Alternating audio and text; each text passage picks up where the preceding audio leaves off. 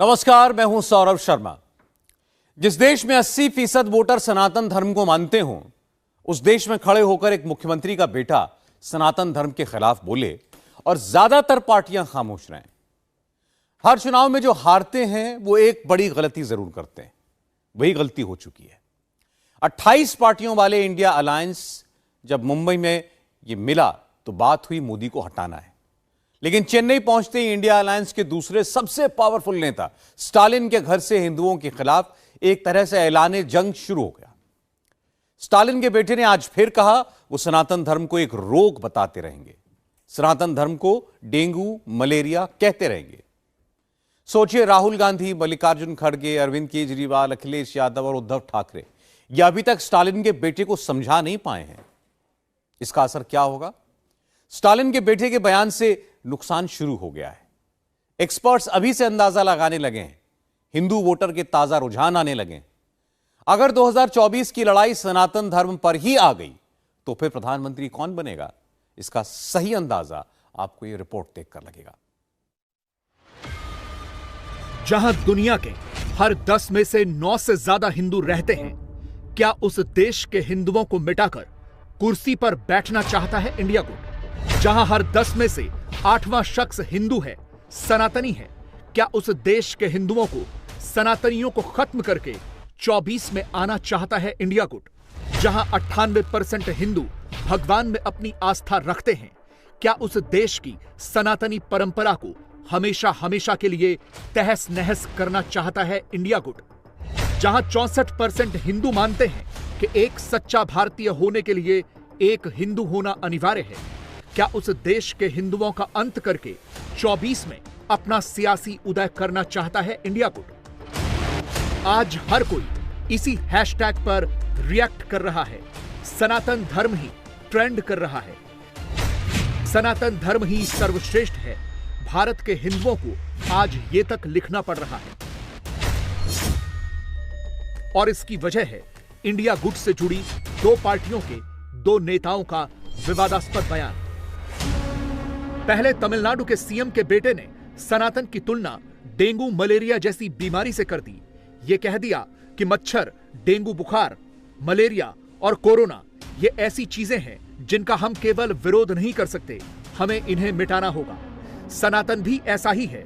और इस बयान के बाद कांग्रेस अध्यक्ष खड़गे के बेटे प्रियांक खड़गे ने यह कहकर उदयनिधि के विवादित बयान का समर्थन किया कि सनातन धर्म किसी बीमारी जैसा ही है। Any religion which does not give you equal rights, does not treat you like humans, is not a religion. So it's as good as a disease. सनातन धर्म पर हमला करके किसे टारगेट किया जा रहा है, कौन सी फोटो घुमाई जा रही है, देख लीजिए। सनातनी परंपरा को लेकर किस तरह की अभद्र भाषा लिखी जा रही है, पढ़ लीजिए। सनातन विरोधी स्क्रिप्ट उसी पाठशाला से निकली है जिसमें मोदी विरोधी क्लास लगती है। हिंदुओं को लेकर, हिंदुत्व को लेकर अशोभनीय टिप्पणियां की जाती हैं। इंडिया गुट में शामिल नेताओं की यह लिस्ट लंबी है। सैंपल देखिए। राहुल हिंदू वोटों के लिए मंदिर मंदिर, द्वारे द्वारे माथा टेकते हैं, आरती करते हैं, टीका लगाते हैं। चुनावी फायदे के लिए कभी कश्मीरी हिंदू, कभी जनेऊधारी ब्राह्मण, तो कभी दत्तात्रेय गोत्र वाले ब्राह्मण बन जाते हैं। मगर कांग्रेस को मुसलमानों की पार्टी बताते हैं। सोमनाथ मंदिर दर्शन के लिए जाते हैं तो हिंदू बनकर नहीं जाते। विदेश जाते हैं तो लश्कर से भी ज्यादा कट्टर आतंकी हिंदू को बताते हैं। कांग्रेस पार्टी हिंदू आतंकवाद वाली थ्योरी घुमाती है। कांग्रेस पार्टी के नेता हिंदुओं की तुलना कभी आईएसआईएस से करते हैं, कभी राक्षस कहते हैं, हिंदुत्ववादी बोल बोलकर हमला करते हैं। कभी यह कहते हैं कि मोदी आ गया तो भारत में सनातन धर्म की हुकूमत आ जाएगी। हिंदुत्ववादी और हिंदू के बीच में फर्क है। आप सब हिंदू हो, हिंदुत्ववादी नहीं। हिंदुओं का देश है, हिंदुत्ववादियों का नहीं। और ऐसे मोदी जी को अगर और शक्ति मिलेगी देश में तो समझो फिर इस देश में सनातन धर्म और आरएसएस की हुकूमत आएगी। सनातन विरोधी, हिंदू विरोधी यह सोच सिर्फ कांग्रेस पार्टी तक सीमित नहीं है। पूरी की पूरी इंडिया अलायंस इसमें शामिल है। अरविंद केजरीवाल कश्मीरी हिंदुओं का मजाक उड़ा चुके हैं। कई मौकों पर कह चुके हैं कि राम मंदिर की जरूरत क्या है। जब बाबरी मस्जिद का ध्वंस हुआ तो मैंने नानी से पूछा, नानी अब तो आप बड़े खुश हो गए, अब तो आपके भगवान राम का मंदिर बनेगा। कहती है ना बेटा, मेरा राम किसी की मस्जिद तोड़ के ऐसे मंदिर में नहीं बस सकता। आरजेडी के मंत्री कहते हैं रामचरितमानस को जला दो। समाजवादी पार्टी के स्वामी प्रसाद मौर्य कहते हैं हिंदू धर्म है ही नहीं, केवल धोखा है। आम आदमी पार्टी के नेता राजेंद्र पाल गौतम कहते हैं किसी भी देवी देवता को नहीं मानूंगा। टीएमसी के नेता कहते हैं बंगाल में जय श्री राम बोलने की इजाजत नहीं। हिंदू धर्म नाम की कोई धर्म है ही नहीं। हिंदू धर्म केवल धोखा है। हिंदू धर्म केवल धोखा है। हिंदू धर्म केवल धोखा है। हिंदू धर्म केवल धोखा है। सनातन धर्म पर मोदी विरोधी पार्टियों का यह हमला इन दिनों लगातार बढ़ा है और हद तो यह है कि एक इकोसिस्टम ऐसे हमलों को, ऐसे बयानों को अभी से डिफेंड कर रहा है, जस्टिफाई कर रहा है। ये इंडिया अलायंस का बयान नहीं है, किसी का व्यक्तिगत बयान है और किसी के व्यक्तिगत बयान को राजनीतिक बयान बनाना भारतीय जनता पार्टी का शिगूफा है। प्रियंक जी ने किसी धर्म का नाम नहीं लिया ना, उन्होंने कहा कि जो धर्म असमानता की बात करता है, तो आप प्रियंक खरगे के बयान को उस बयान से क्यों जोड़ रही हैं? उनको धर्म के ऊपर सर्टिफिकेट देने की अधिकार, अनुमति किसने दी? सनातन धर्म, सनातन परंपरा भारत की संस्कृति का हिस्सा है। शायद भाषा की भावना को ना समझते हुए किसी व्यक्ति ने कहा होगा सनातन cannot be equated with Hinduism. What is Sanatan? Let Mr. Amit Shah, the BJP, RSS combined, explain to the people what do they mean by Sanatan. No, actually हमारा व्यू वेरी क्लियर है। सर्वधर्म समभावना, सर्वधर्म समभावना is the Congress ideology. But you have to understand every political party have their own freedom to tell their views. Hindu धर्म क्या है वो कम से कम अमित शाह और भाजपाइयों से नहीं सीखना है। हम लोग हिंदू धर्म को मानते हैं और हिंदू धर्म का संदेश है वसुदेव कुटुंबकम। हिंदू धर्म का संदेश है रामचरितमानस की चौपाई है सब नर करहीं परस्पर प्रीति। ये हमारा संदेश है। अमित शाह से थोड़ी सीखना है हिंदू धर्म। बेहतर है आप चुपी हो जाओ। ऐसे भी मंत्रिपरिषद का विस्तार तो अब होने से रहा। एक बात जरूर मैं कह दूं, कांग्रेस पार्टी की वही लाइन है जो हमारे महासचिव संगठन केसी वेणुगोपाल जी ने बोला है, कांग्रेस सर्वधर्म सद्भाव में विश्वास करती है। इंडिया अलायंस को पता है सनातन को लेकर उदयनिधि स्टालिन और प्रियंक खरगे का दिया बयान बुरी तरह बैकफायर कर चुका है। हिंदुओं को लेकर विरोधी अलायंस क्या सोच रहा है? बीजेपी ने इसे अब अपना इलेक्शन कैंपेन बना दिया है। प्रियंक और उदयनिधि दोनों की विवादित टिप्पणी कांग्रेस के लिए एक ऐसी हड्डी बन चुकी है जो अब गले में फंस चुकी है, जो न निगलते बन रही है न उगलते बन रही है। और बीजेपी ने इस पर काफी अग्रेसिव टोन अभी से सेट कर दी है। सनातन धर्म का के ऊपर भी चोट पहुंचाई जा रही है। इन्हीं के गठबंधन के लोगों ने, डीएमके ने चोट पहुंचाई है और इस पर कांग्रेस चुप्पी साध कर बैठी हुई है। क्यों नहीं सोनिया जी बोलती, क्यों नहीं राहुल जी बोलते, क्यों नहीं खड़गे बोलते कि सनातन धर्म के बारे में आपकी सोच क्या है? अहंकार और घमंड भर भर कर इस अलायंस में है। जो सनातन धर्म के अपमान करे, जो हिंदुओं के ऊपर बार बार प्रहार करे, हिंदू आतंकवाद कहे। क्या देश की करोड़ों करोड़ लोगों की आस्था को इस तरह से तार तार करने का दुस्साहस किया जाएगा? सनातन धर्म के बारे में जो कुछ उदयनिधि स्टालिन ने कहा और उसके बाद IND के लोग, इंडिया तो मैं नहीं कह सकता, समर्थन कर रहे हैं। सनातन धर्म की तुलना मलेरिया, डेंगू और कोरोना के साथ की जा रही है और इसको समाप्त कर देना चाहिए। और उसके बाद वेणुगोपाल कहते हैं कि अभिव्यक्ति की आजादी है। प्रियंक खड़गे कहते हैं, बयान देते हैं कि जो उदयनिधि ने कहा वो सही है। अलग अलग कांग्रेस के नेता समर्थन में बयान दे रहे हैं। मैं मैडम सोनिया गांधी से और राहुल गांधी से पूछना चाहता हूं, आप मोहब्बत की दुकान की बात करते थे, क्या आपके मोहब्बत की दुकान में सनातन धर्म के खिलाफ, हिंदुत्व के खिलाफ इतनी घृणा भरी है, इतना जहर भरा हुआ है? और क्या मुंबई में जो आपने बैठक की थी वो इसलिए की थी कि सनातन धर्म को समाप्त कर देना चाहिए? सनातन धर्म पर इंडिया गुट के हमले के बाद सोशल मीडिया पर लोग दो तस्वीरें दिखा रहे हैं और ये पूछ रहे हैं कि एक तरफ वो हैं जो सनातन विरोधी हैं, हिंदू विरोधी हैं, और दूसरी तरफ वो हैं जो दुनिया में सनातनी परंपरा का प्रचार प्रसार कर रहे हैं। आप किसके साथ हैं?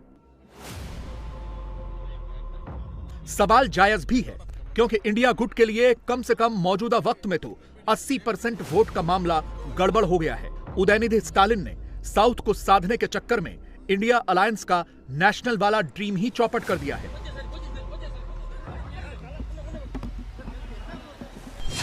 मोदी की भाषा में समझें तो सनातन सिर्फ एक शब्द नहीं है, यह भारत की सोच है जिससे पूरा देश जुड़ा हुआ है।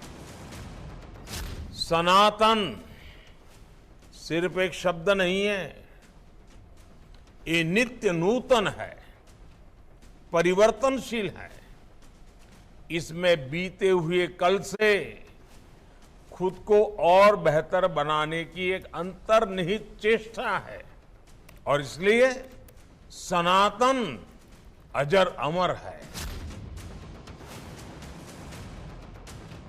और जो इकोसिस्टम सनातन को टारगेट करके हिंदुओं को भला बुरा कह के मोदी के खिलाफ सियासी माइलेज उठाना चाहता है, आज उस इकोसिस्टम को कुछ फैक्ट्स पता होने चाहिए।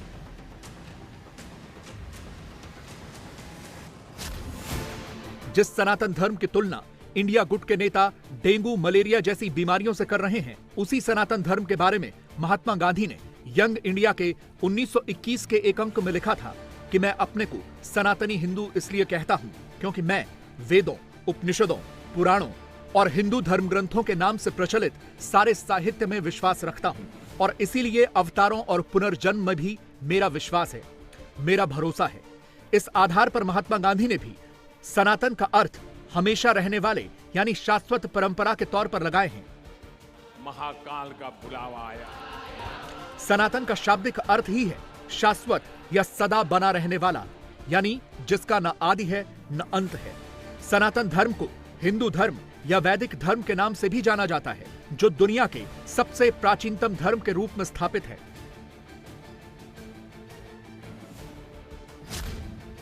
भारत के 28 राज्यों में हिंदू बहुसंख्यक आबादी है। प्यू रिसर्च के एक सर्वे के मुताबिक हर 10 में से 4 हिंदू री इनकारनेशन यानी पुनर्जन्म में यकीन रखते हैं। 55% हिंदू हर रोज अपने घर में पूजा अर्चना करते हैं। 95% हिंदू दीपावली का त्योहार मनाते हैं। हर 10 में से 8 हिंदुओं का मानना है कि वो भगवान में भरोसा करते हैं। 44% हिंदू भगवान शिव के साधक हैं। 35% हिंदू हनुमान भगवान की पूजा करते हैं।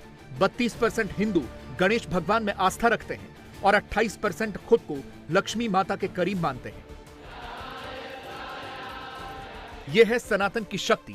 इंडिया गुट चाहे जो भी कहे, मगर सच यही है कि हाँ, हिंदुस्तान के लोग भगवान को मानते हैं, सनातन को मानते हैं। वो मानते हैं कि आत्मा अजर अमर है। धर्म को खत्म कर देंगे। मैं इस भारतीय जनता पार्टी के मंच से जवाबदारी के साथ कहना चाहता हूं, उदयनिधि, तुम्हारे दादा चले गए, परदादा चले गए, तुम्हारा पूरा खानदान चला जाएगा, किंतु सनातन धर्म को इस देश से कोई समाप्त नहीं कर सकता जब तक हमारे जैसे कार्यकर्ता इस देश के अंदर हैं। जब तक मोदी जी जैसे नेता इस देश के अंदर हैं, जब तक भारतीय जनता पार्टी के कार्यकर्ता इस देश के अंदर हैं, इस देश में सनातन संस्कृति को खत्म कोई नहीं कर सकता। ये सपना देखने वाले लोगों का सपना हम तोड़ देंगे, खत्म कर देंगे, पर इस देश के अंदर सनातन परंपरा प्रारंभ रहेगी, क्योंकि इस देश की पहचान है सनातन धर्म, इस देश की पहचान। जोर से जरा बोलना हो तो लपक के बोलिए, पीछे से भी जरा जोर से बोलिए। जरा राजनाथ जी आ गए हैं हेलीपैड पे। राहुल भले ही अब तक इस मुद्दे पर चुप्पी साधे बैठे हों, लेकिन ये सनातन की ही ताकत है कि अब इंडिया गुट में शामिल ममता को भी कहना पड़ा है कि सनातन विरोधी बयान सही नहीं है। तो क्या ये गुट में फूट की शुरुआत है? My humble request would be to them, every religions, they have their separate sentiment. What we say always that, if you divide my full body, it is different caste, different religions, and India is for that.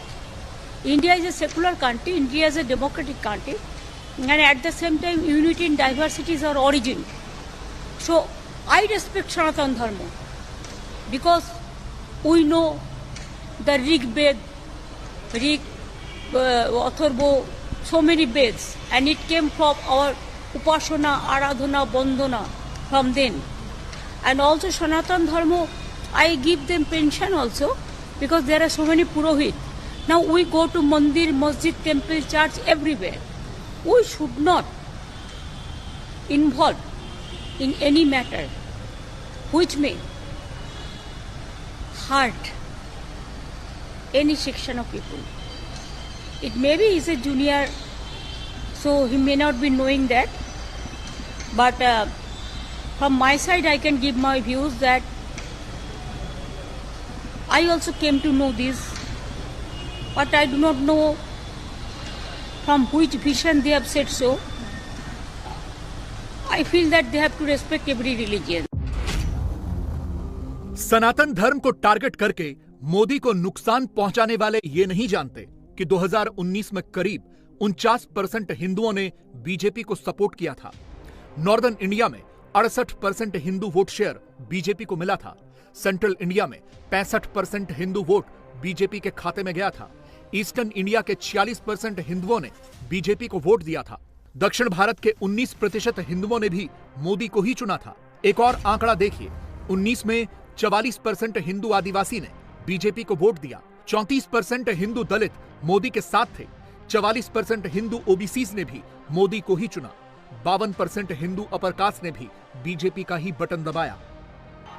ये आंकड़े बताते हैं कि हिंदू खुलकर मोदी के साथ हैं और इंडिया अलायंस के नेताओं ने सनातन और हिंदुओं पर विवादित टिप्पणी करके अपने लिए मुसीबत मोल ले ली है। कांग्रेस के राष्ट्रीय अध्यक्ष खरगे साहब के पुत्र प्रियंक खरगे ने कांग्रेस की लाइन तय कर दी। अब इस पर और क्या बोलना है? और जो इनका हिडन एजेंडा है, सनातन का विरोध, हिंदुओं का विरोध, भारत की परंपरा संस्कार का विरोध, वो बेटा बोल रहा है और राष्ट्रीय अध्यक्ष जी खामोश हैं, राहुल गांधी खामोश है। सैफरन टेररिज्म की बात आई थी तब विरोध हुआ, आज वहां पर करा है सनातन धर्म। और ये कितनी पीड़ा की बात है कि जिस समय एक प्रामाणिक सनातनी इंग्लैंड का प्रधानमंत्री है और अपने सनातन के संकल्प को कह रहा है खुलकर, उसमें भारत में इस तरह की बात की जा रही है। सोनिया गांधी क्यों खामोश है? राहुल गांधी, नीतीश कुमार, श्रीमान तेजस्वी यादव, लालू जी कहे गए थे वहां मंदिर में दर्शन करने?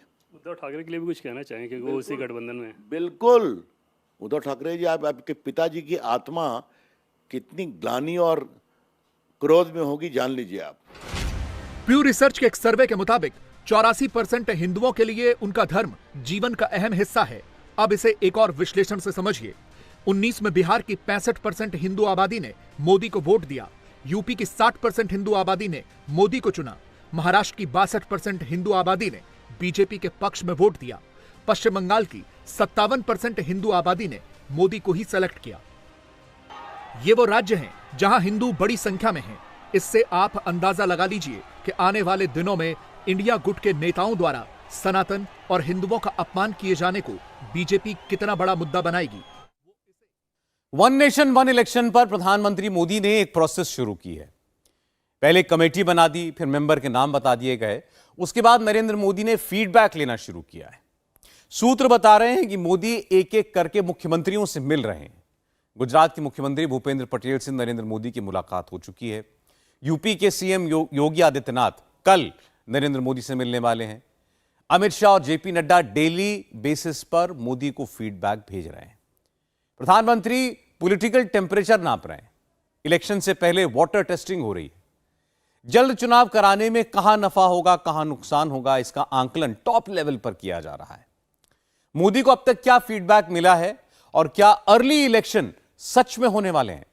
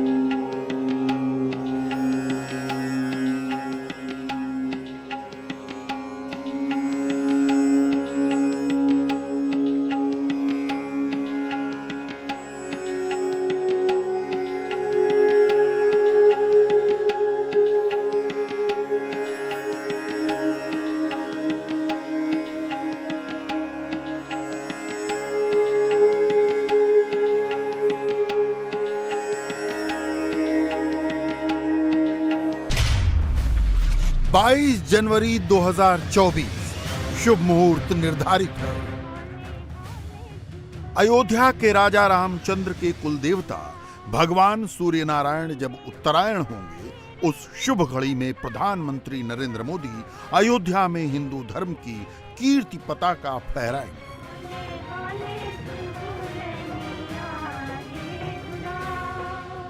हजार साल तक अटल चट्टान की तरह खड़ा रहने वाले शिवराम के भव्य मंदिर में रामलला की प्राण प्रतिष्ठा प्रधानमंत्री मोदी के हाथों से होगी। सवाल यह है कि चुनाव राम मंदिर के उद्घाटन से पहले होगा या बाद में।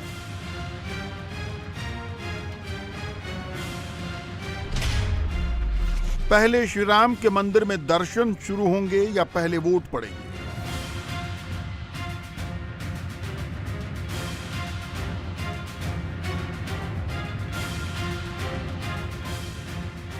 पहले हिंदू धर्म का सम्मान होगा या पहले मतदान होगा?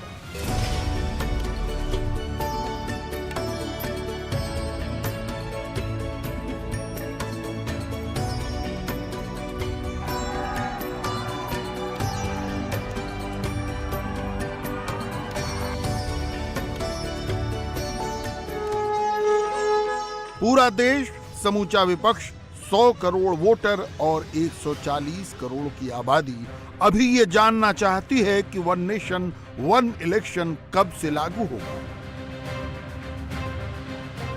क्या सारे राज्यों में एक साथ लोकसभा चुनाव के साथ ही वोट पड़ेंगे या वन नेशन वन इलेक्शन 2 टुकड़ों में लागू किया जाएगा? मोदी के विरोधी ये चाहेंगे कि राम मंदिर खुलने की तिथि पीछे चली जाए और वन नेशन वन इलेक्शन की तारीख आगे ना आने पाए। अयोध्या का राम मंदिर हिंदू वोट का सबसे बड़ा मैग्नेट होगा।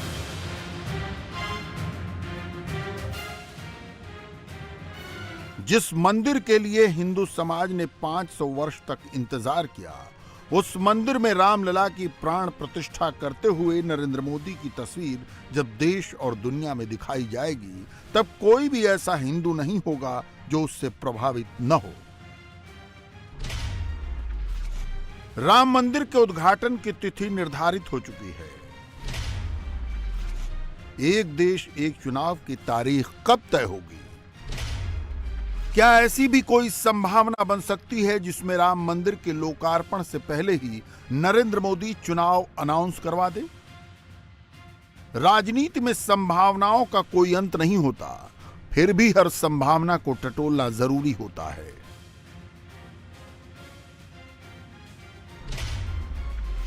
पहले आपको दो संभावनाएं बताते हैं। पहली संभावना, राम मंदिर के लोकार्पण से पहले चुनाव हो जाए, और दूसरी संभावना, चुनाव राम मंदिर में दर्शन शुरू होने के बाद हो। अगर पहली संभावना सच हुई, यानी अगर चुनाव राम मंदिर के उद्घाटन से पहले हो गए, तो लोकसभा चुनाव इसी साल दिसंबर तक हो जाएगा।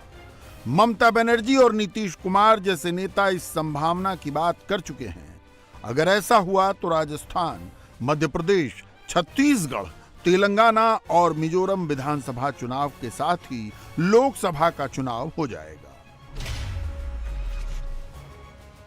चुनाव प्रचार में उतरे बीजेपी नेताओं की तेजी इस ओर इशारा कर रही है, लेकिन यहां ये याद रखना होगा कि नरेंद्र मोदी अभी चुनाव मैदान में नहीं उतरे हैं। अगर मोदी को जल्द चुनाव कराने हुए तो वो खुद भी मैदान में आएंगे। अगर दूसरी संभावना पर अमल हुआ तो पहले 5 राज्यों के चुनाव होंगे, फिर राम मंदिर में प्राण प्रतिष्ठा होगी, उसके बाद लोकसभा चुनाव की अधिसूचना निकलेगी। संभव है कि 2024 और 2025 में जितने राज्यों में चुनाव होने हैं, उन सभी राज्यों के चुनाव लोकसभा चुनाव के साथ ही निपटा दिए जाएं। आंध्र प्रदेश, ओडिशा, सिक्किम और अरुणाचल प्रदेश के चुनाव तो वैसे भी लोकसभा चुनाव के साथ ही होने हैं। मोदी हरियाणा, महाराष्ट्र, दिल्ली, बिहार और झारखंड के चुनाव भी मई 2024 में ही करा सकते हैं। एक देश एक चुनाव असंभव है बिना संविधान संशोधन के। बिना संविधान का संशोधन होना जरूरी है।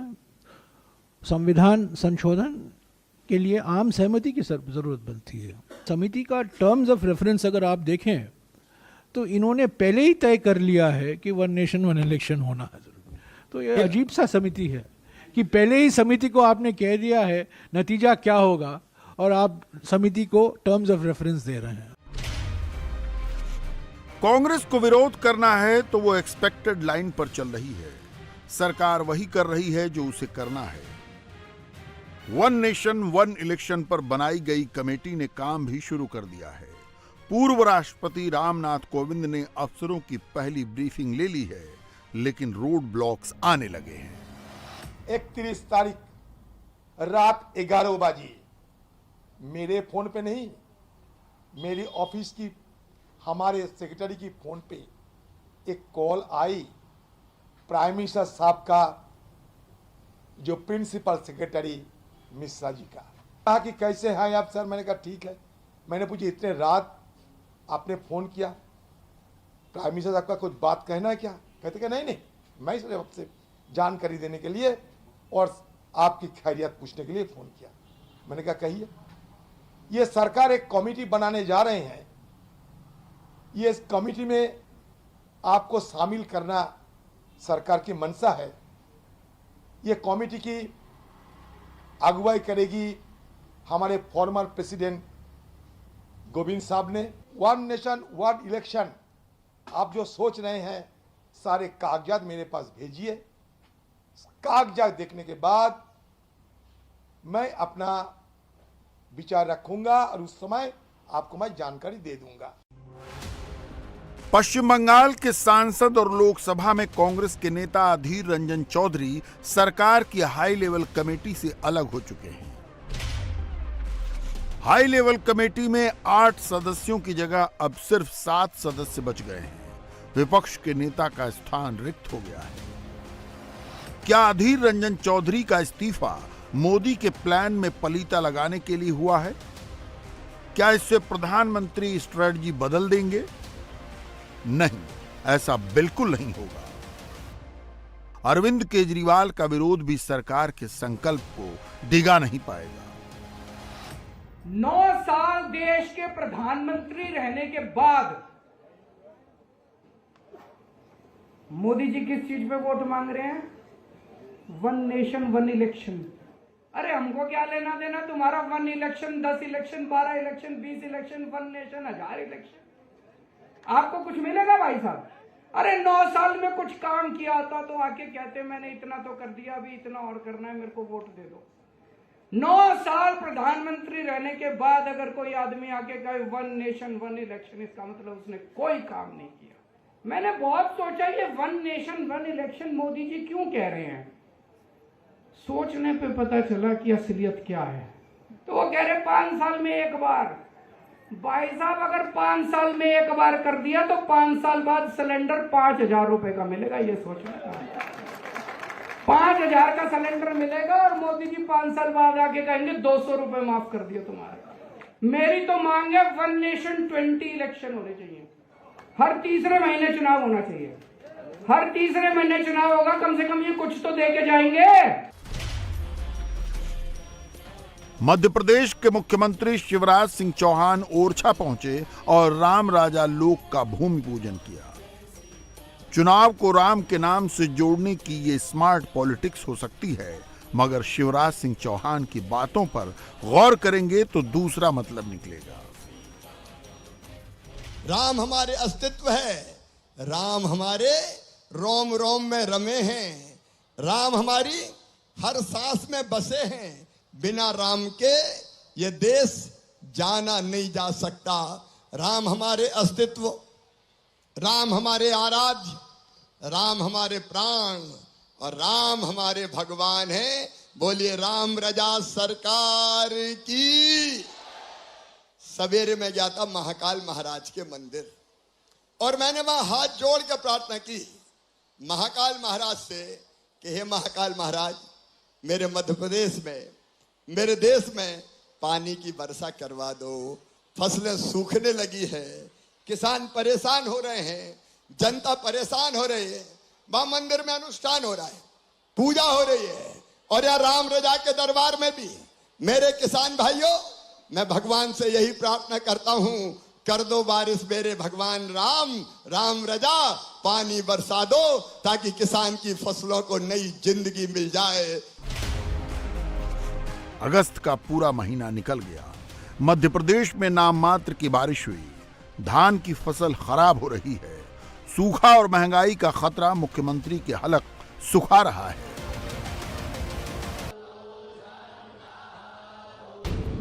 मध्य प्रदेश के मुख्यमंत्री शिवराज सिंह चौहान मंदिर मंदिर घूम रहे हैं ताकि भगवान खुश होकर बारिश करा दें, मगर बारिश है कि हो ही नहीं।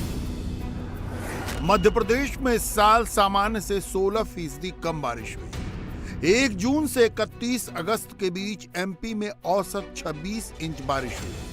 मॉनसून अगर सामान्य होता तो 31 इंच से अधिक बारिश होनी चाहिए थी। जुलाई और अगस्त महीने में बारिश सामान्य से कम हुई। मध्य प्रदेश के 40 जिलों में सूखे की स्थिति है। 13 जिलों में रिकॉर्ड तोड़ सूखा है।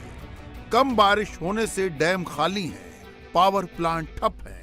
बिजली की मांग रिकॉर्ड 13,500 मेगावाट पहुंच गई है। अच्छी बरसात हो जाए और मैं जनता जनार्दन से भी अपील करता हूं कि अपने अपने गांव में, अपने अपने शहर में जो भी परंपरा हो गांव की, उस परंपरा का निर्वाह करते हुए सब अच्छी वर्षा के लिए प्रार्थना करें। प्रार्थना सुनी जाती है, प्रार्थना में असर होता है, सच्चे दिल से प्रार्थना की जाती है तो भगवान कृपा की वर्षा करते हैं।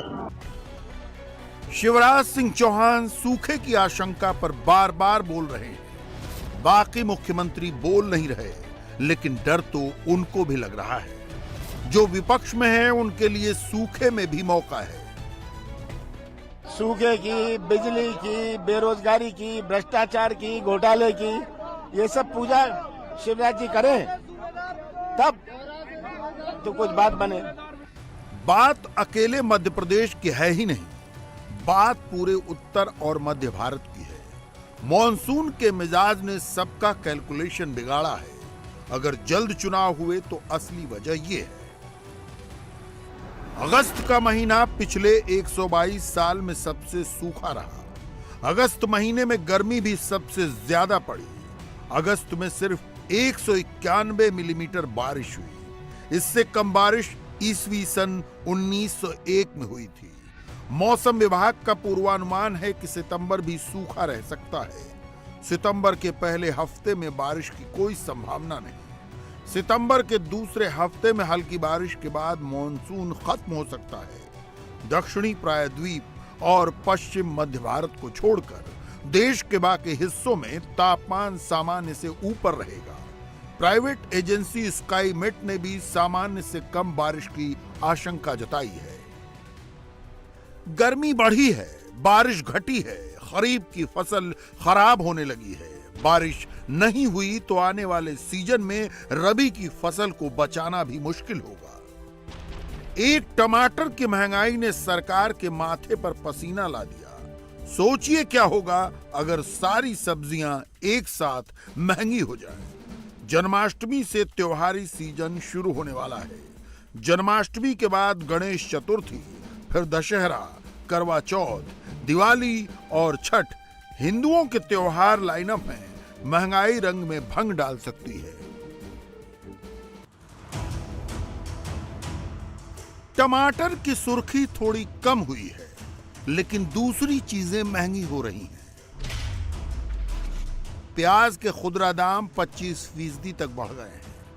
पिछले 3 महीने में दालें 20% तक महंगी हो गई हैं। चीनी का प्रोडक्शन कम होने की आशंका है। प्रोडक्शन घटा तो चीनी भी महंगी हो सकती है। जरा याद करके देखिए, पिछले हफ्ते मोदी सरकार ने क्या बड़ा फैसला लिया। रसोई गैस सिलेंडर के दाम में 200 रुपए की कटौती, सिर्फ उज्ज्वला योजना के लिए नहीं बल्कि मिडिल क्लास के लिए भी। प्रधानमंत्री जानते हैं कि महंगाई समस्या बन जाए उससे पहले इसे काबू में कर लेना होगा। अगर महंगाई काबू में ना आए तो उसके हिसाब से स्ट्रेटजी बदल लेना ही ठीक होगा। मेरे बहनों भाइयों, मंगलयान, चंद्रयान, सूर्ययान की सफलता की लॉन्चिंग भी हो गई, लैंडिंग भी हो गई, परंतु राहुल यान 20 साल से न तो उसकी लॉन्चिंग हो पाई है और न तो लैंडिंग भी हो पाई है। और दुनिया को आश्चर्य है कि हॉलीवुड की बड़ी बड़ी फिल्मों से कम बजट में भारत ने मंगलयान तैयार कर लिया, चंद्रयान मिशन को पूरा कर लिया, सूर्ययान मिशन की तरफ आगे बढ़ रहे हैं।